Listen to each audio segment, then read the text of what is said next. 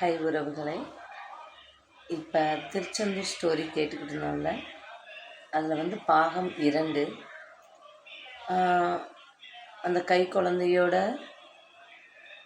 அந்த கதிரோட அப்பா அம்மா நிற்கிறாங்க.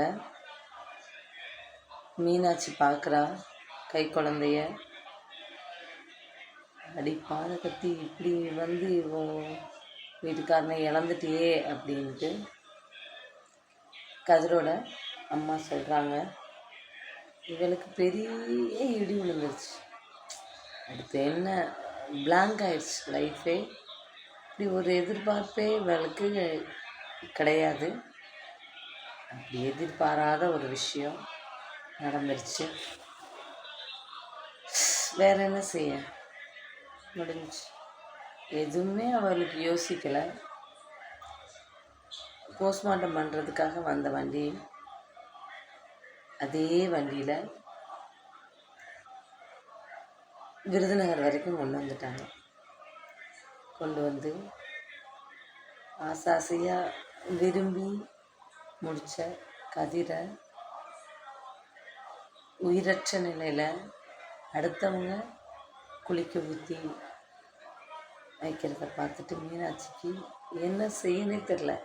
ஏன்னா ஒரு அம்மா ஸ்தானத்துலேயும் ஒரு தாரம் ஸ்தானத்துலேயும் இருந்து அவ்வளோ பணிவிடைகளை கதிருக்கு அவள் பண்ணியிருக்காள். அதனால் அவளால் அதை ஏற்றுக்கவே முடியவே இல்லை. அதை அழுன்னு அழுகுறான். குளிக்க ஊற்றிட்டு மீனாட்சியோட அம்மா ஒரு தடவை கதிருக்கு ஒரு ட்ரெஸ் எடுத்து கொடுத்துருக்காங்க. அவங்க அங்கே கான்வென்ட்ஸில் வேலை பார்த்தாங்க. அதனால் சென்னையில் ஒரு சூப்பர் ஷர்ட்டு நான் சொல்கிறேன், இது போட்டுக்கோ.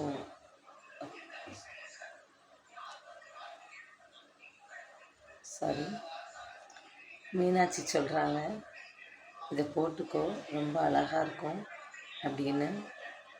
அதுக்கு கதிரை, இது ஏதாவது ஃபங்க்ஷன் வரும்போது போடுவோம் அப்படின்னு சொல்கிறாரு. அந்த ட்ரெஸ்ஸை ஏதாவது புது ட்ரெஸ் அந்த இறந்தவங்களுக்கு கடைசியாக போடுவாங்க பார்த்தீங்களா, அந்நேரம் கதிருக்கு மீனாட்சி போய் அந்த வீட்டில் போய் எடுத்து கொடுக்கல, யாரோ எடுத்துகிட்டு வர்றாங்க. மீனாட்சியோட அம்மா எடுத்து கொடுத்த அதே ட்ரெஸ். மீனாட்சிக்கு ஒரே அழுக, என்னடா இது இப்படியெல்லாம் நடக்குது அப்படின்னு. அவளுக்கு என்ன புரிஞ்சுக்கவே தெரில, ஒன்றும் புரியல. அவளுக்கு ஏஜ் பார்த்திங்கன்னா 20 இயர்ஸ் தான். 19லேயே மேரேஜ் ஆகிடுச்சு. 1.5 இயர்ஸ் 20 முடிஞ்சு 21 நடந்துக்கிட்டு இருக்கு. அந்த ஏஜ் தான். 3.5 மாதம் குழந்த கையில். இப்படிமா லைஃப் போய்கிட்டு இருக்கு. அழுன்னு அழுகிறா. கதிரை தூக்கிட்டு போகிறாங்க. அவளால் ஏற்றுக்கவே முடியல. அவளோட லைஃபே முடிஞ்சிருச்சு, அவ்வளோதான் அப்படின்ட்டு அப்படியே ஒரு ஸ்டன் ஆகி அப்படியே இருக்கிறா. என்ன பண்ணனே அவளுக்கு சுத்தமாக தெரியல. உறவினர்கள்லாம் இருக்காங்க, அழுகிறாங்க. சரி, உன் ஹஸ்பண்ட் போனால் என்ன, உனக்கு இந்த குழந்தை இருக்குல்ல, இதை வச்சு நீ சந்தோஷப்பட்டுக்கோ அப்படின்னு மீனாட்சி ஆறுதல் படுத்துகிறாங்க. அந்நேரம் கேட்குறா. ஆனாலும் அந்த இடத்தை யாரால் சாட்டிஸ்ஃபை பண்ண முடியும், ரெக்டிஃபை பண்ண முடியும்? அதனால் அவள் பல நினைவுகளோட அழுதுகிட்டு இதுதான் நம்ம தலையெழுத்துன்னு நினச்சிட்டு இருக்கிறான். அதுக்கடுத்து அதாவது ஒருத்தவங்களை அகால மரணம் அடைஞ்சவங்க, அவங்க இறக்க போகிறாங்கன்னு அவங்களுக்கே தெரியாது, நோய்வாய்ப்படாமல் திடீர் மரணம். அப்படியானவங்களுக்கு என்ன செய்வாங்கன்னா, அவங்க ஆத்மா எதையும் அனலைஸ் பண்ண தெரியாது அந்த ஆத்மாவுக்கு. அதனால் அந்த உடலை தூக்கிட்டு போகும்போது கடுகை போட்டுக்கிட்டே போவாங்க. வழியில் பூக்கள், கடுகு இதெல்லாம் போட்டுக்கிட்டே போவாங்க. எதுக்கு அப்படின்னா, அந்த ஆத்மா அங்கே எரியப்பட்ட உடனே, உடல் எரியப்பட்ட உடனே அந்த ஆத்மா விறுவிறுன்னு அந்த வீட்டுக்கு வரணும்னு ஆசைப்படும். அவங்க தங்கின வீட்டுக்கு, அவங்க வாழ்ந்த வீட்டுக்கு. அந்த கடுகை பெருக்கிக்கிட்டே வரும்போது விடிஞ்சிடுமா. அப்போ ஆத்மா என்ன செய்யுமா, சரி விடிஞ்சிடுச்சு நாளைக்கு வருவோம் அப்படின்ட்டு திரும்ப போயிடுமா.